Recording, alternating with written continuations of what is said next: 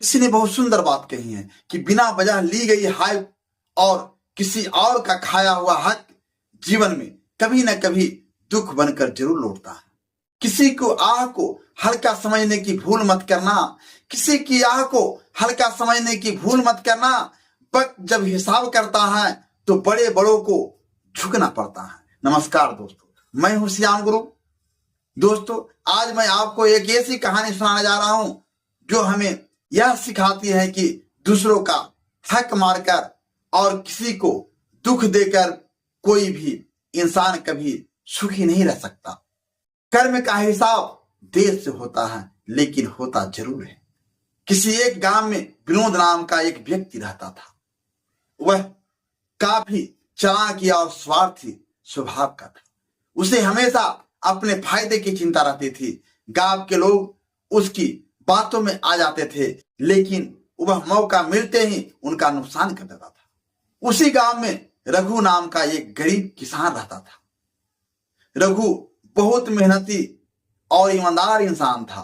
उसकी छोटी सी जमीन थी जिससे वह अपने परिवार का पालन पोषण करता था। एक साल गांव में सड़क बनाने की योजना आई।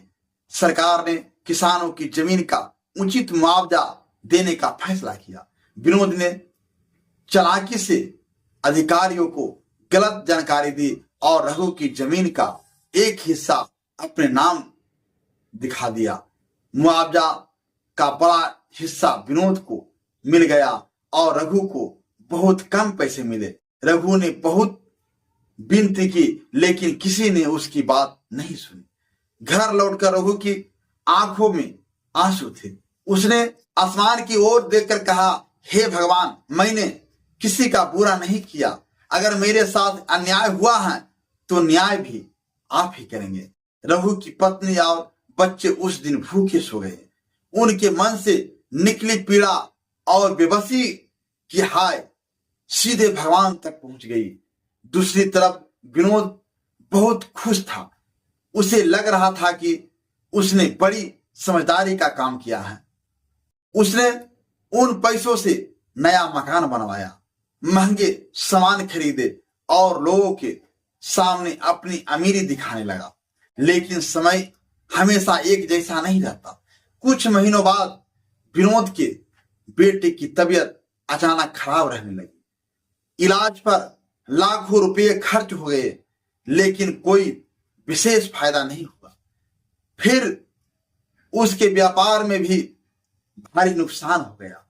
जिस मकान पर उसे घमंड था उससे भी कई समस्याएं आने लगी। धीरे धीरे उसकी सारी जमा पूंजी खत्म होने लगी। वह समझ नहीं पा रहा था कि आखिर उसके साथ ऐसा क्यों हो रहा है। एक दिन गांव के एक बुजुर्ग ने उससे कहा, बेटा, कभी बैठकर अपने कर्मों का हिसाब भी देखो। कई बार हमारी परेशानियां की जड़ हमारे अपने गलत काम होते हैं। विनोद को रघु याद आ गया।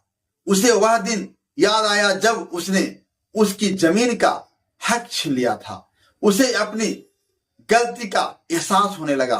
अगले ही दिन वह रघु के घर पहुंचा। उसने हाथ जोड़कर कहा, रघु भाई, मुझसे बहुत बड़ी गलती हो गई। मैंने तुम्हारा हक छीना और तुम्हें दुख दिया। मुझे माफ कर दो। रघु ने कहा, गलती का एहसास होना ही इंसान की सबसे बड़ी अच्छाई है। मैं तुझे माफ करता हूं।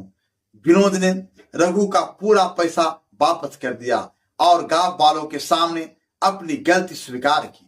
उस दिन उसके मन का बोझ हल्का हो गया। धीरे धीरे उसकी जिंदगी भी फिर से पटरी पर आने लगी। दोस्तों, यह कहानी हमें सिखाती है कि किसी की मजबूरी का फायदा उठाकर कभी अपना लाभ नहीं कमाना चाहिए, क्योंकि किसी गरीब की आह, किसी दुखी की बदुआ और किसी का छीना हुआ हक कभी व्यर्थ नहीं जाता। समय आने पर उसका परिणाम अवश्य मिलता है। मैं फिर से एक बार वही कहना चाहता हूं कि मेहनत को पूजा और ईश्वर को साथी बना लो, फिर दुनिया तुम्हारे नाम से नहीं तुम्हारे रास्ते से बजा। दोस्तों, अगर ये वीडियो आपको दिल को छुआ हो तो इस वीडियो को ज्यादा से ज्यादा शेयर कीजिए एक लाइक कीजिए और कमेंट में अपनी राय जरूर लिखिए। धन्यवाद।